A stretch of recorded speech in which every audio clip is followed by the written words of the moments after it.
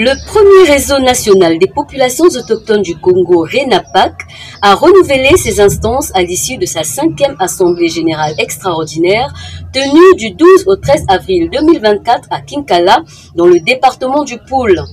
Les travaux de cette Assemblée générale élective ont été ouverts et clôturés par le représentant du préfet du département du Poul, Daniel Ndokolo. Guy Moussélé a été élu président du conseil d'administration du RENAPAC, Fabrice Antoine quant à lui coordonnateur national. À la suite des travaux en plénière et maîtrise du corps électoral, les participants ont mis en place les nouveaux organes du RENAPAC et formulé des recommandations qui se présentent comme suit. De la composition des nouveaux organes du RENAPAC, du conseil d'administration, président Guy Moussélé Disséké, vice-président Soir Antoine, secrétaire rapporteur Roch Eloge Nzobo. Des recommandations ont été formulées à l'issue de cette assemblée générale. Il s'agit entre autres la mise en place des antennes départementales, mener les campagnes nationales de sensibilisation auprès des peuples autochtones sur la loi 5-11 du 11 février 2011 portant promotion et protection des droits des peuples autochtones.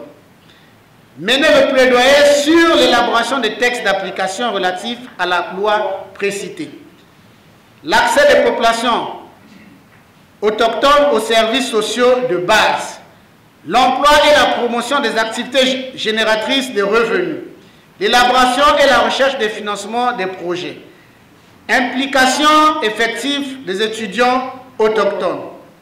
À l'endroit du gouvernement, application effective des discriminations positives en faveur des étudiants autochtones. À l'endroit des partenaires techniques et financiers, augmenter les appuis techniques et financiers en faveur du RENAPAC.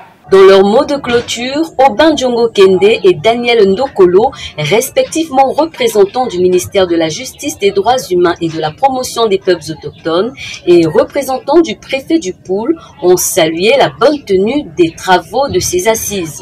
Au regard des résultats obtenus, nous osons croire que les objectifs fixés ont été atteints. De la qualité de vos interventions, de vos contributions, des leçons tirées et des conclusions retenues, le réseau national des populations autochtones du Congo s'est doté des documents juridiques de pilotage adoptés comme une boussole. Pour le nouveau président du conseil d'administration élu, la nouvelle dynamique impulsée par cette assemblée générale extraordinaire permettra une relance effective des activités de cette plateforme.